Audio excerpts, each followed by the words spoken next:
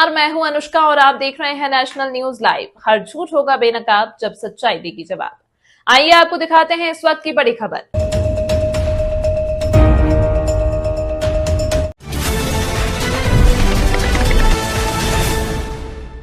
मुर्शिदाबाद के इस्लामपुर में स्वतंत्रता दिवस का नजारा इस बार कुछ अलग रहा। पुलिस थाना सिर्फ सजाया ही नहीं गया बल्कि स्कूली बच्चों को आमंत्रित कर उन्हें राष्ट्रीय पर्व का हिस्सा बनाया गया और बच्चे के हाथों तिरंगा शान से लहराया। भारत की आज़ादी के 80वें वर्ष के अवसर पर इस्लामपुर पुलिस स्टेशन को रंग बिरंगे झंडों और गुब्बारों से आकर्षक ढंग से सजाया गया।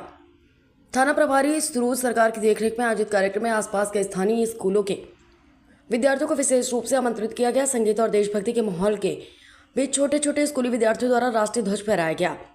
इस दौरान इस्लामपुर थाना प्रभारी सुरूज सरकार सहित थाने के सभी अधिकारी, पुलिसकर्मी और नागरिक स्वयंसेवक निर्धारित ड्रेस कोड में कतार में खड़े होकर समारोह में शामिल हुए।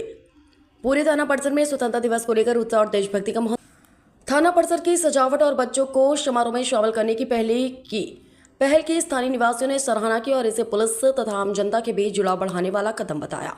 कार्यक्रम के दौरान अधिवक्ता रंजीत घोष, स्थानीय निवासी रंजीत पांडे और अधिवक्ता मोहम्मद हुसैन मिर्जा ने भी अपनी प्रतिक्रियाएं दी। स्वतंत्रता दिवस के इस आयोजन ने इस्लामपुर में पुलिस, विद्यार्थियों और स्थानीय नागरिकों को एक साथ जोड़ते हुए राष्ट्रीय एकता और देशभक्ति का संदेश दिया। रिपोर्टर रथिन सिंह रॉय। কেননা ভারতবর্ষের স্বাধীনতায় বিপ্লবী বীর শহীদ থেকে শুরু করে মাস্টারদা সূর্য সেন, নেতাজি সুভাষচন্দ্র বসু থেকে শুরু করে বিনয় বাদল দীনেশ, এনাদের অবদান আচ্ছা, আজকের তো অনেক জায়গায় শোভাযাত্রা হচ্ছে, বাচ্চাদের সাংস্কৃতিক অনুষ্ঠান হচ্ছে, এইসবের মধ্য দিয়ে দিন কাটছে, তাদের উদ্দেশ্যে কি বলতে চাইবেন? বাচ্চারা, বিশেষ করে আমরা যে পরিবেশটায় আছি এখানে বাচ্চাদের যে উদ্দীপনা এটা চোখে পড়ার মতো। আর প্রতি বছর একটা খুব সুন্দর একটা পরিবেশ এখানে সৃষ্টি হয়। আমাদের ওসি সাহেব বাচ্চাদেরকে প্রচুর আপ্যায়ন করলেন। একটা খুব সুন্দর ভালো সাজানো গোছানো জায়গা। আর আজকে মনে হচ্ছে যেন প্রকৃতই আমরা একটা মানে মানুষের বাচ্চাদের মধ্যে একটা মিলন আনন্দ উদ্দীপনা ফিল করা যাচ্ছে। আচ্ছা, আপনার নাম? আমার নাম মোহাম্মদ হোসেন মির্জা, আমি একজন আইনজীবী। ঠিক আছে। আজকে স্বাধীনতা দিবস সমস্ত জায়গায় উদযাপিত হয়েছে, সাংস্কৃতিক অনুষ্ঠানও হচ্ছে, কি বলবেন এই বিষয়ে? আজ স্বাধীনতা দিবস, ৮০তম স্বাধীনতা দিবস। চারিদিকেই পতাকা বেশ ফুলে উঠেছে, জাতীয় পতাকা। এখন বর্তমানে ইসলামপুর থানায় এখানেও দেখছি চারিদিকে সব সেজে উঠেছে পতাকার। তাছাড়া চারিদিকে সব ছেলেমেয়েরাও ঘোরাঘুরি করছে। এই থানা যেন আজকে থানা নয়, মনে হচ্ছে যেন পার্ক।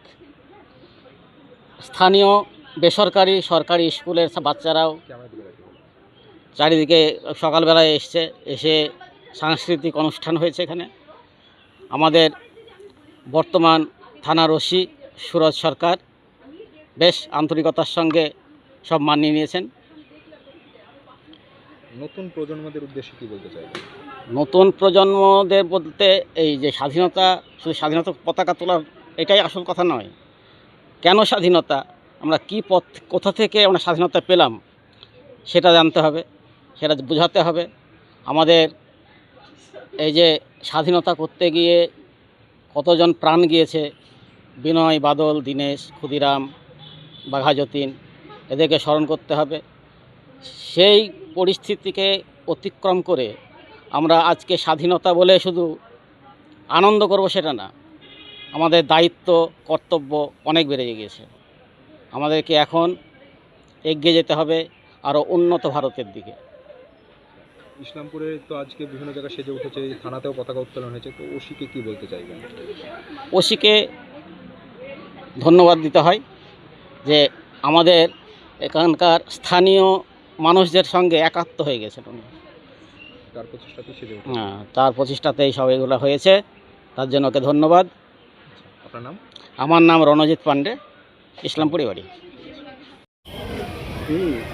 আমি আমাদের বন্ধু আনসার, আমরা গুরু দক্ষিণা পাঠশালা, যার প্রতিষ্ঠাতা সভাপতি হচ্ছে আমাদের মাননীয় শিক্ষক সুলেমান হক সাহেব। উনি এখন বর্তমান সভাপতি, স্কুলের সম্পাদকের পদে আমি আছি। মাসময় গুরুতর অসুস্থ, বিছানাগত, ওই জন্য উনি এবার পার্টিসিপেট করতে পারেননি। প্রতিবারই ওনার সাথে আমরা থেকে পতাকা উত্তোলন করি এবং ছেলেদের একটু টিফিনের ব্যবস্থা করি।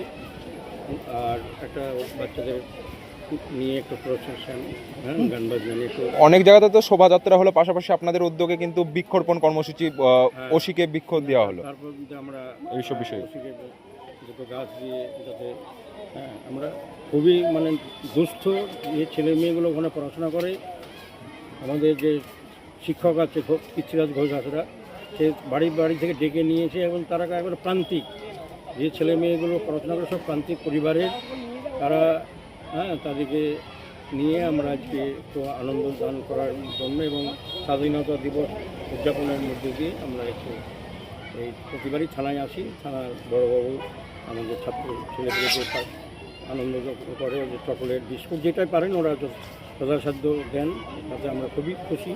এবারেও দিয়েছেন বড়োবাবু।